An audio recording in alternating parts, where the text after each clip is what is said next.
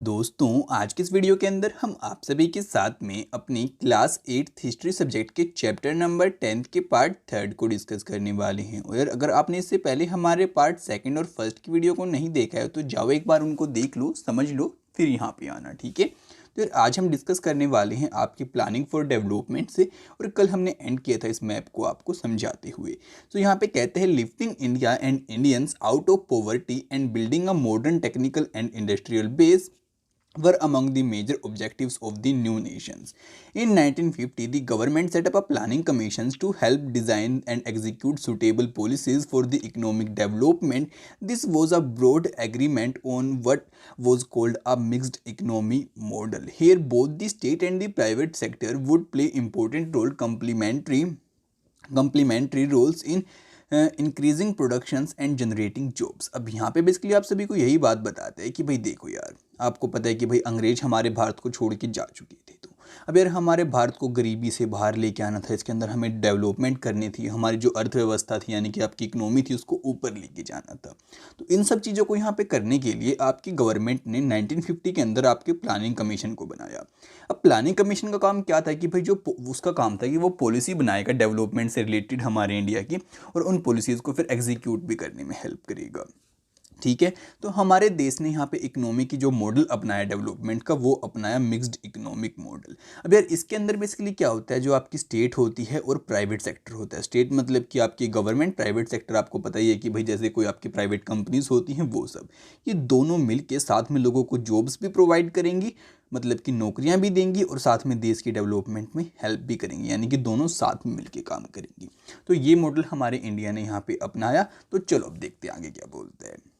कहता है what specially these roles were to be which industries should be initiated by the state and which by the market, how to achieve a balance between the different regions and state was to be defined by the planning commission. अब आपके mind में आया हुआ कि भाई क्या चीज़ों को गवर्नमेंट संभालेगी, किन चीज़ों को आपका प्राइवेट सेक्टर संभालेगा। तो ये सारी चीज़ें उस टाइम के ऊपर आपका प्लानिंग जो कमीशन था ना, वही बताता था कि भाई इस सेक्टर की जो आपकी इंडस्ट्री होगी इसको गवर्नमेंट संभालेगी और इसको संभालेगी आपकी प्राइवेट कंपनीज।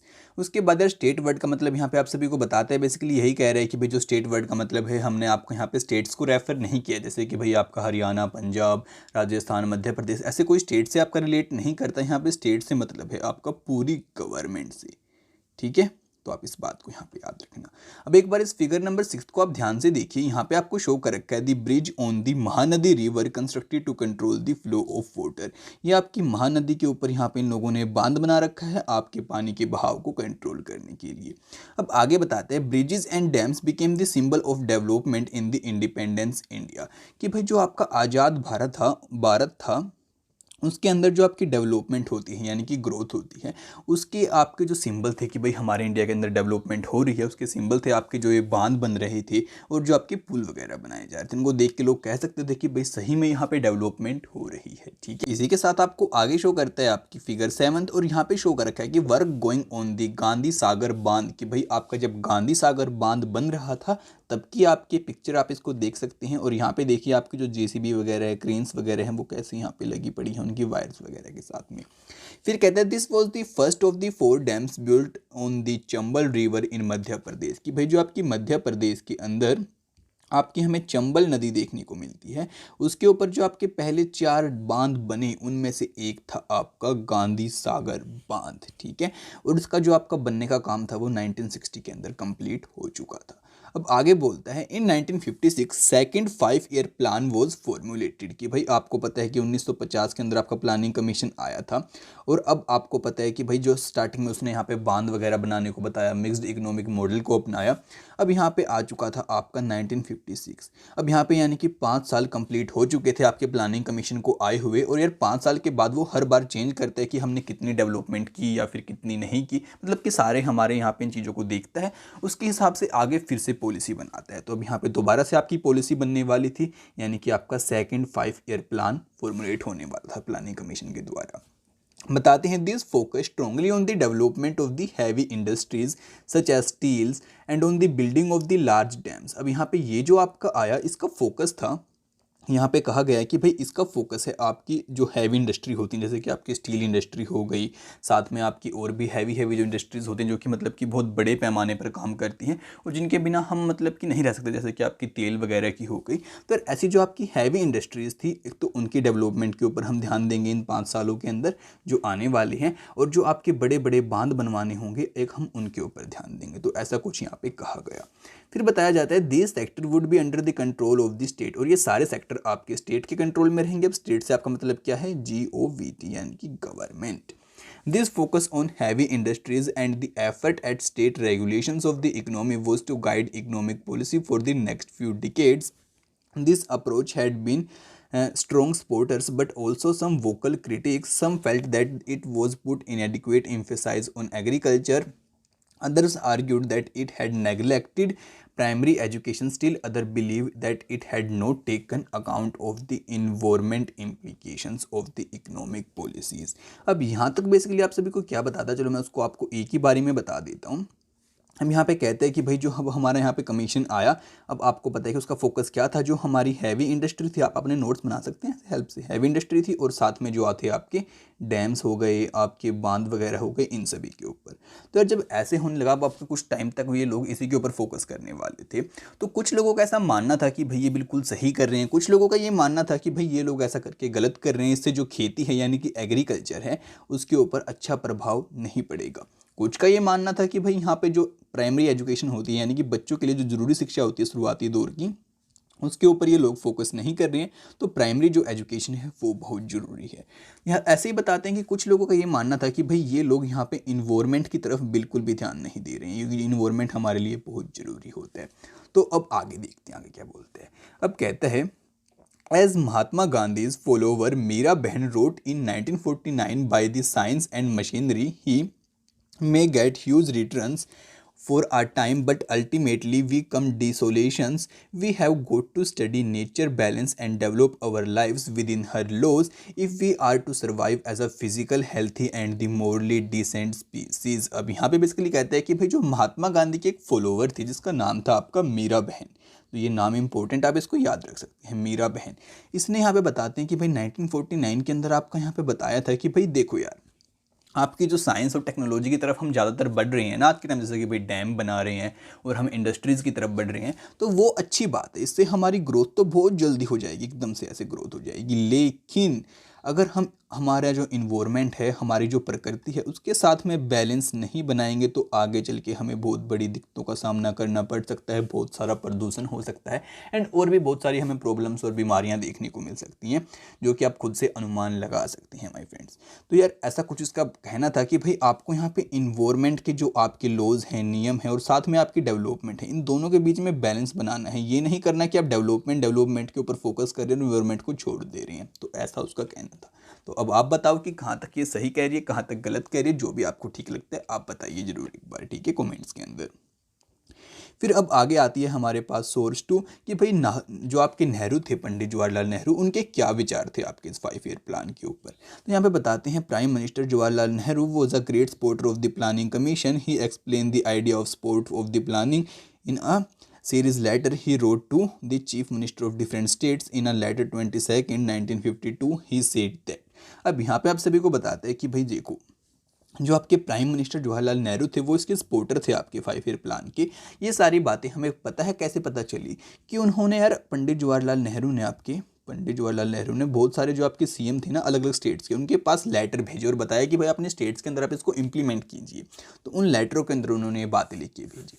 तो अब आपके सामने हम 22 दिसंबर 1952 के अंदर आपका एक ऐसा ही लेटर लिखा गया था, उसके अंदर देखते हैं क्या कुछ बातें कही गई और यहाँ पे स्टडी करते हैं।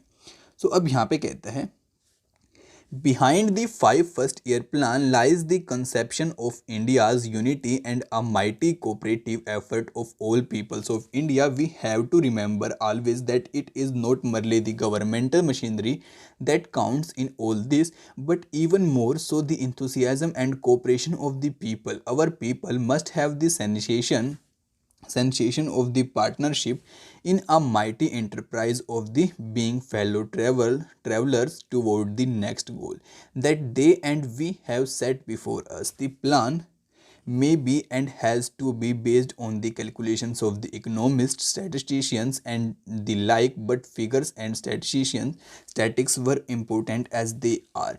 Do not give life to the scheme. That birth of the life comes in other ways, and it is for us now to make this plan, which is enshrined in the cold print, something living, vital and dynamic which captures the imagination of the people. अब यहाँ पे basically आप सभी को यही बताना चाहता है नेहरू यार, आप इसको खुद से स्टडी कर सकते हैं, ज़्यादा कुछ इंपॉर्टेंट बातें तो उसने नहीं बताई है, बस यही उसकी प्रशंसा की है और बताया है कि भाई इससे हमारे देश की जो हम सभी लोगों ने एक होकर इतना ज़्यादा है यहाँ पे संघर्ष किया है, हमारा पूरा देश एक हो चुका है। इसी बात के ऊपर वो यहाँ से रेफर करते हुए फिर बताते हैं कि भाई अब गवर्नमेंट की मिलती है और हम सभी की रिस्पॉन्सिबिलिटी बनती है कि हम सभी साथ में आएँ और अब डेवलपमेंट की तरफ आगे बढ़ें। और ये डेवलपमेंट बहुत जल्दी तभी हो पाएगी जब हम मशीनरीज हो गई, आपकी बड़ी बड़ी इंडस्ट्रीज़ हो गई, डैम हो गए, इनकी तरफ हम काम करेंगे तब। मैं हमें बता रहा है कि भाई हम जो भी यहाँ पे डैम्स बनाने की कह रहे हैं, जो भी फैक्ट्री वगैरह फिर इंडस्ट्री वगैरह लगाने की कह रहे हैं, ये सभी बेस्ड है आपके जो बड़े बड़े इकोनॉमिस्ट हैं उनसे सलाह लेकर, उनके यहाँ पे जो उन्होंने सर्वे किया है उसके बेस पर, जो आपके बड़े बड़े स्टैटिस्टिशियंस हैं उनकी बातों पर, और आपके जो इकोनॉमिस्ट हैं, स्टैट्स हैं, जो कभी झूठ नहीं बोलते। तो ऐसा कुछ यहाँ पे नेहरू कहना चाहते हैं और फिर कहना चाहते हैं कि भाई आप सभी इस प्लान को इम्प्लीमेंट कीजिए और सभी लोग साथ में मिलकर इस गवर्नमेंट की हेल्प कीजिए इस प्लान को इम्प्लीमेंट करने में। से बहुत अच्छी हमारी यहाँ पे ग्रोथ हो पाएगी और हमारी जो कंट्री है उसकी इकोनॉमी बहुत ऊपर जा पाएगी और हमारी ग्रोथ भी हो पाएगी। तो बेसिकली यही कुछ बातें बताना चाहता है। बाकी आप इसकी एक बार फिर से रीडिंग ले सकते हो, आपको कुछ इंपॉर्टेंट बात लगती हैं तो आप उनको अपने यहाँ पे मार्क कर सकते हो, फिर बाद में आप उनको यूज़ कर सकते हो जहाँ भी आपको ठीक लगता है। ठीक है, उसके बाद अब यार हमारे पास आती है एक्टिविटी। तो देखते हैं इस एक्टिविटी के अंदर क्या कहते हैं। कहते हैं discuss in your class whether Mira Behn was right in her view that science and machinery would create problems for the human being. You may like to think about the examples of the effect of the industrial pollution and deforestation on the world today. अब यहाँ पे basically कहते हैं कि भाई देखो, आपने मीरा बहन की बात को भी सुना और आपने हमारे पंडित जवाहरलाल नेहरू की बात को भी सुना। तो यार आपको एक मिनट ये बताओ मेरे को, क्या ठीक लगता है कि भाई जो मीरा बहन है उसको लगता था कि भाई जो साइंस एंड टेक्नोलॉजी है एक बार तो ग्रोथ दे देगी, अगर हम बैलेंस नहीं बनाएंगे तो दिक्कत हो सकती है ह्यूमन बींग्स को सभी, तो हमें बैलेंस बना के रखना चाहिए।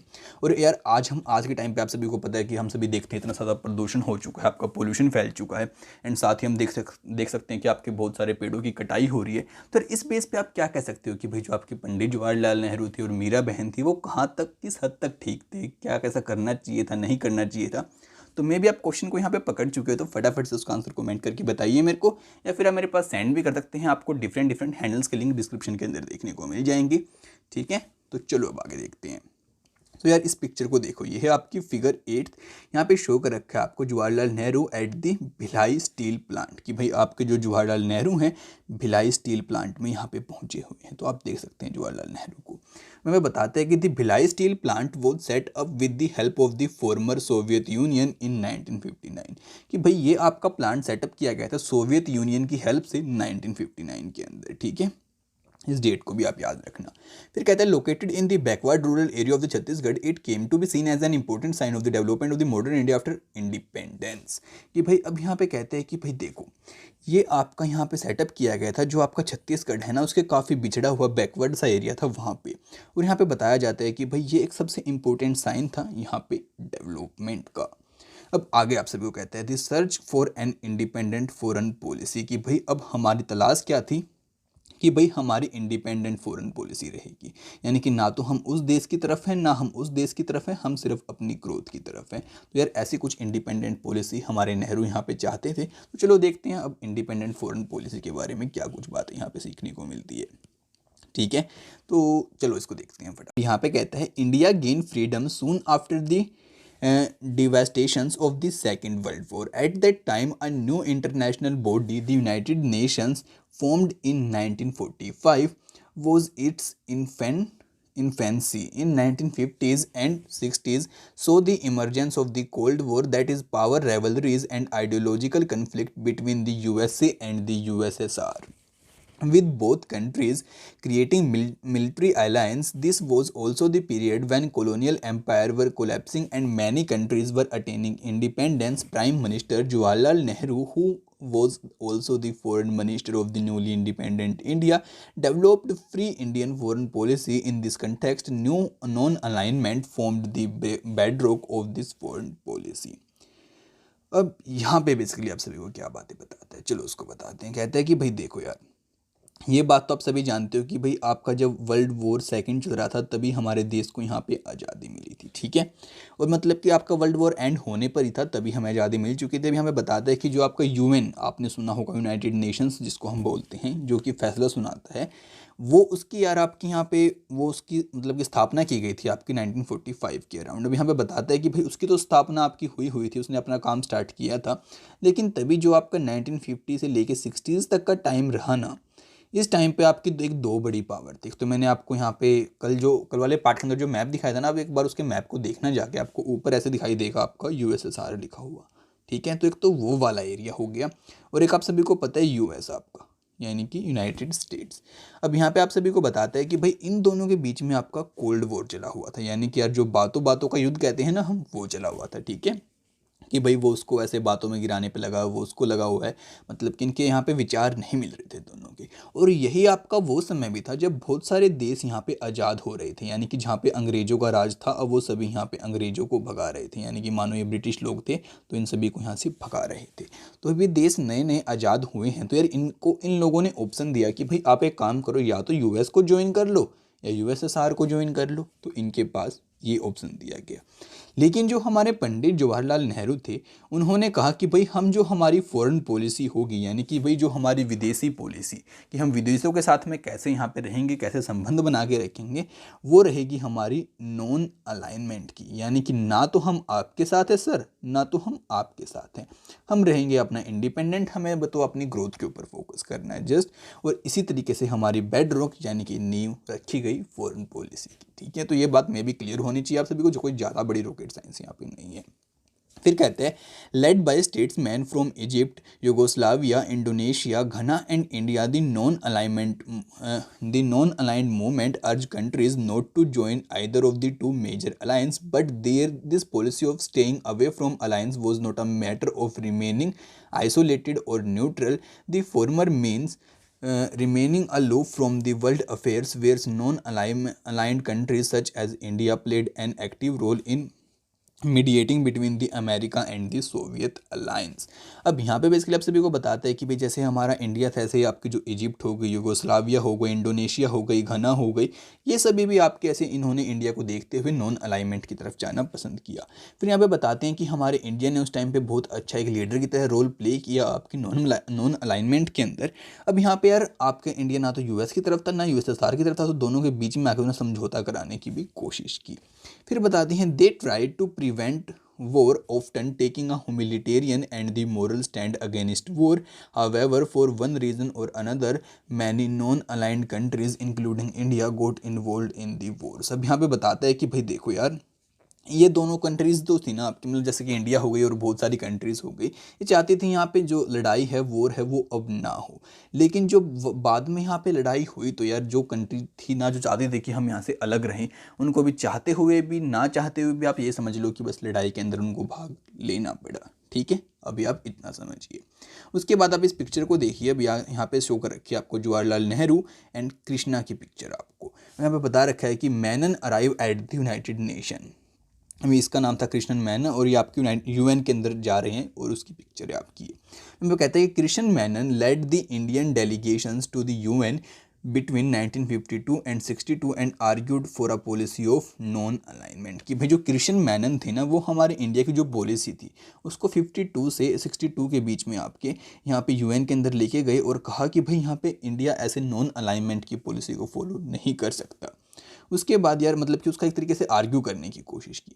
फिर बताते हैं by the 1970s a large number of countries had join the non aligned movement.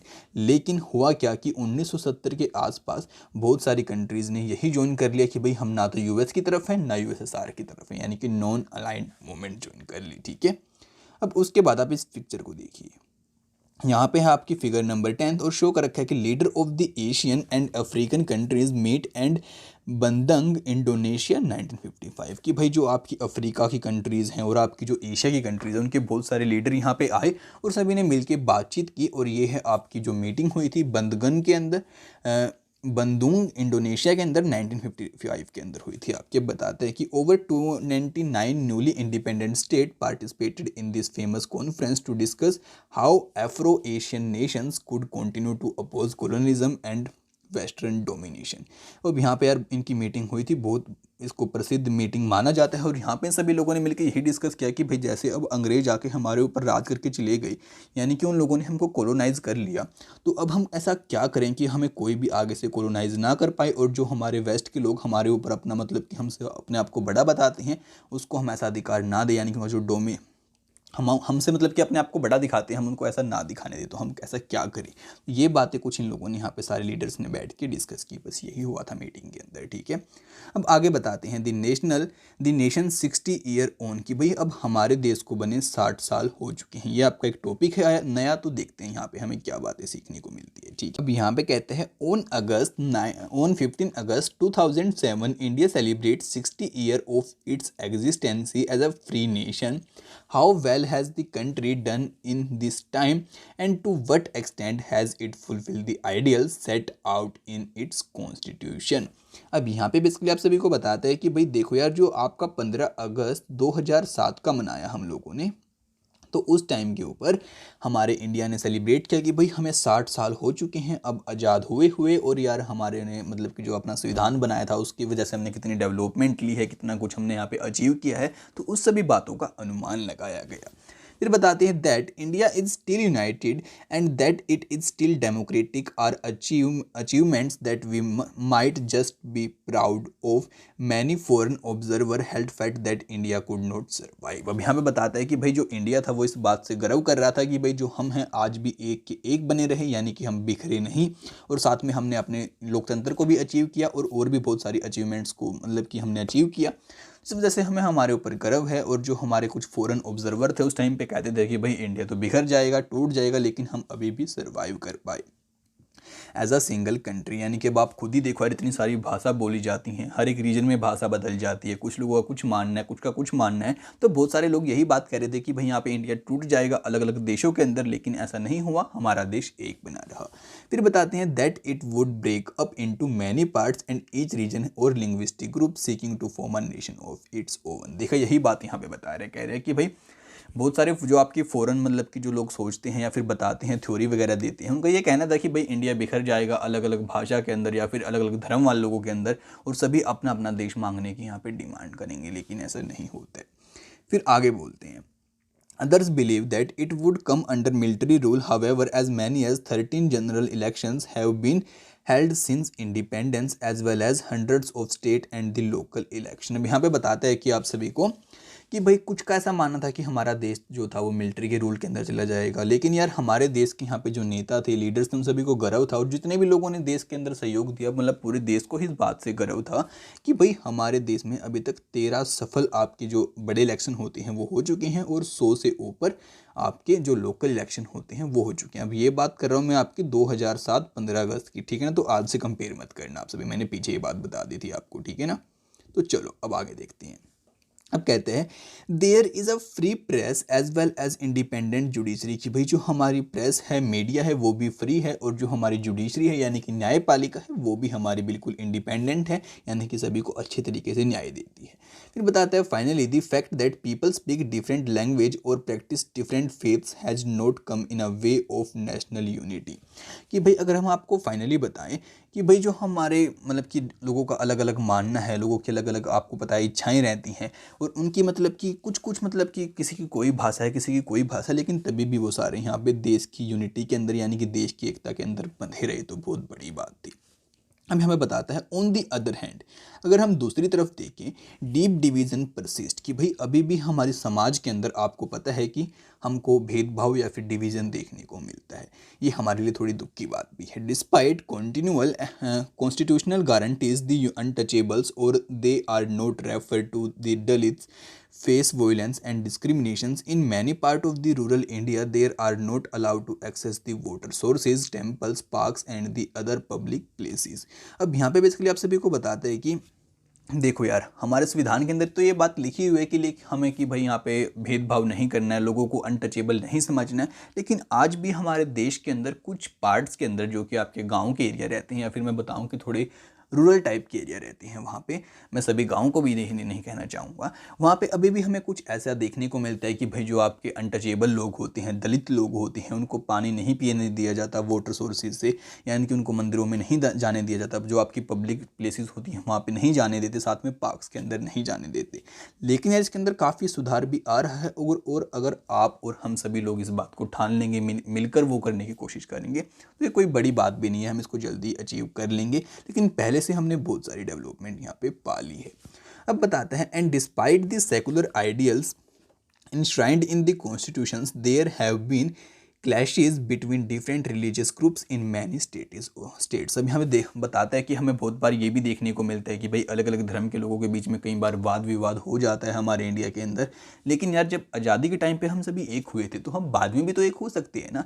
फिर अपनी थोड़ा एक बार माइंड की थोड़ा सोच को चेंज करो तो हम कुछ भी कर सकते हैं यार, और मेरे को लगता है, पूरा विश्वास है कि आने वाले टाइम में हम इसको भी अचीव कर लेंगे। ठीक है, अब कहते हैं, above all, as many observers have noted, the gulf between the rich and the poor grown over the years. Some part of the India and some groups of the Indias have benefited a great deal from economic development. They are live in a large houses and dine in expensive restaurants and send their children to expensive private schools and take expensive foreign holidays। अब यहाँ पे बताते हैं कि भाई development की वजह से जिन लोगों ने ज़्यादा डेवलपमेंट का मतलब कि फ़ायदा उठाया, या फिर जिन लोगों को उसका बहुत ज़्यादा फ़ायदा हुआ, वो आज के टाइम पे बहुत ज़्यादा अमीर बन चुके हैं। और कुछ लोग जिनको फ़ायदा नहीं हो पाया उस टाइम पे, वो थोड़े बेचारे यहाँ पे कम ग्रोथ उनकी हो पाई है और वो थोड़े गरीब रह चुकी हैं।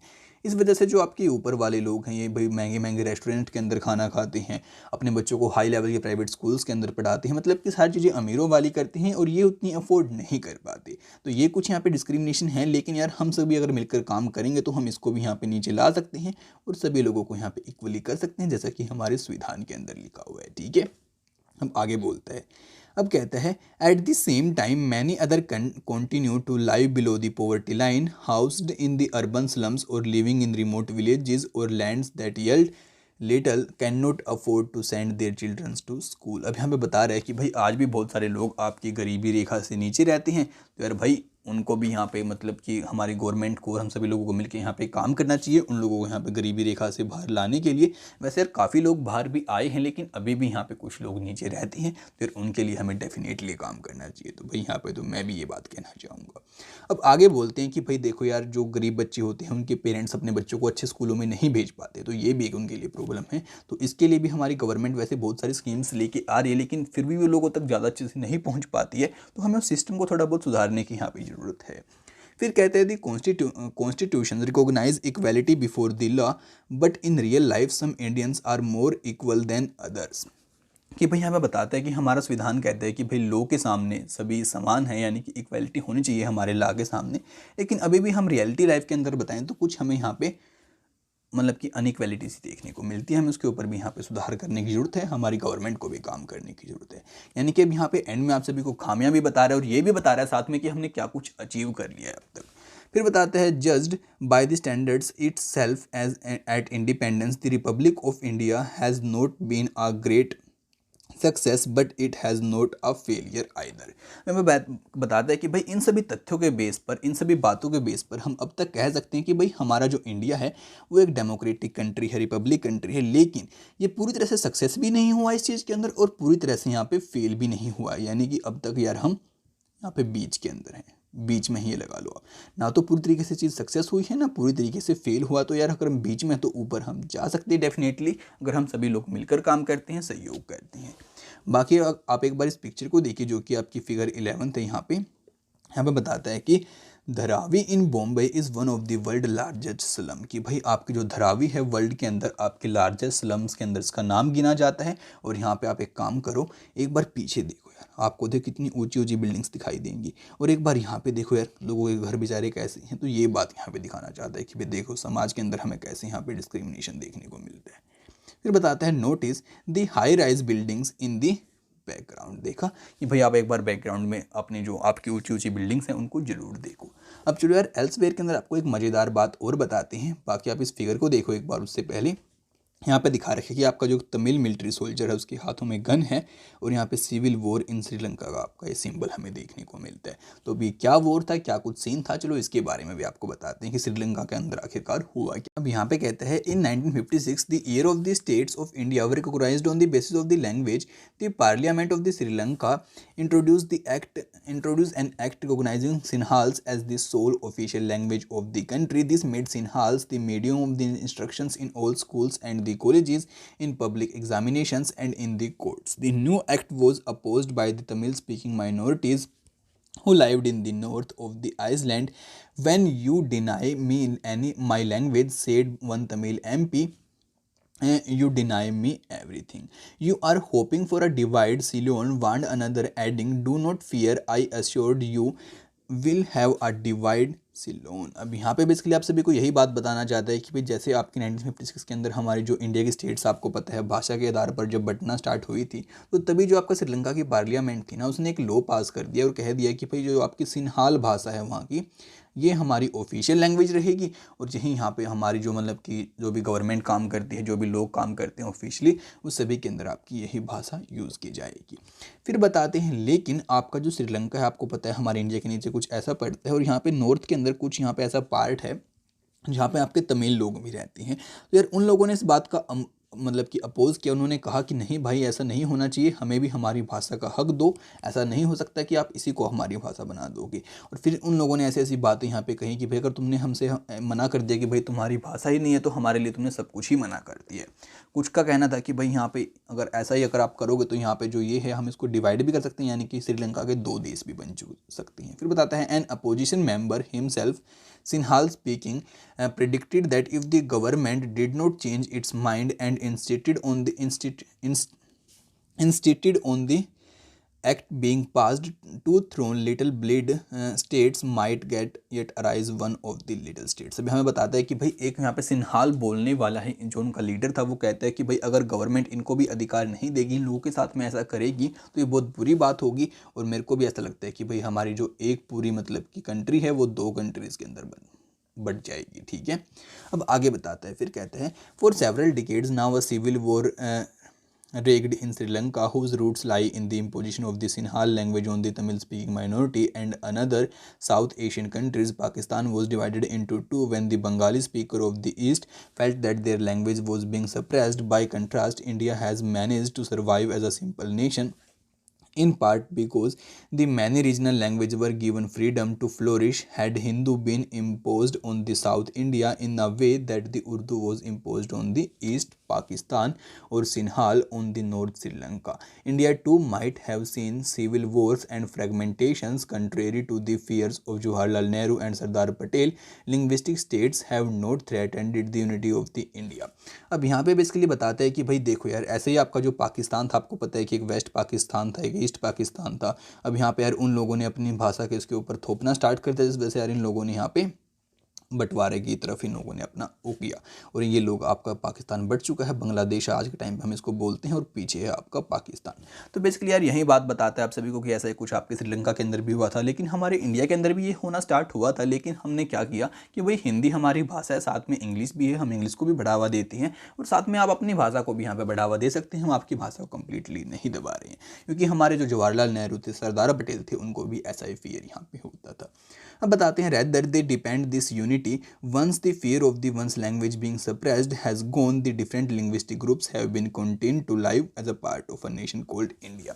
अब यहाँ पे जब लोगों के मन से डर चला जाता है कि भाई हमारी भाषा को नहीं दबाया जा रहा, तो लोग यहाँ पे फिर एक साथ मिलजुल कर रहते हैं और खुशी खुशी रहते हैं। और इसी वजह से जो हमारा नेशन है आज भी एक है और इंडिया एक ही बना हुआ है। ठीक है, और आगे भी हम कोशिश करेंगे कि हम अपने देश को एक ही बना के रखें। अब यार इसी के साथ में हमारा चैप्टर तो यहाँ पे एंड हो जाता है और मैं भी लगता है कि मेरे को आपकी हिस्ट्री सब्जेक्ट का ही लास्ट चैप्टर था, तो आपका हिस्ट्री सब्जेक्ट यहाँ पे खत्म हो जाएगा। उसके बाद हम स्टार्ट करेंगे अब मेरे ख्याल से आपकी पॉलिटी सब्जेक्ट को, तो उसके लिए वेट करना, जल्दी आपको यहाँ पे वीडियोज़ मिलना स्टार्ट हो जाएंगी। उनको सबसे पहले देखने के लिए चैनल को सब्सक्राइब करना बिल्कुल भी मत भूलना, साथ ही बेल नोटिफिकेशन को ऑल पे सेट कर लेना। अगर आपकी यहाँ पे साइंस कंप्लीट नहीं हुई है अभी तक 8th क्लास की, तो आप उसको जाके देख सकते हैं। अगर आपको कोई छोटा भाई बहन 6th या फिर 7th क्लास के अंदर है तो उनका भी मैंने कंप्लीट आपकी हिस्ट्री, पॉलिटिकल जियोग्राफी और साइंस कंप्लीट डाल रखी है। आप जाके हमारे चैनल के ऊपर विजिट कर सकते हैं, उन सभी के पास उनके लिंक सेंड कर सकते हैं, जिससे कि यार वो पढ़ पाएंगे, उनकी हेल्प हो पाएगी। और इस वीडियो को भी अपने फ्रेंड्स के साथ में शेयर करना बिल्कुल भी मत भूलना। तो आपसे मिलते हैं अगली वीडियो में बहुत जल्द ही, तब तक के लिए माय फ्रेंड्स बाय।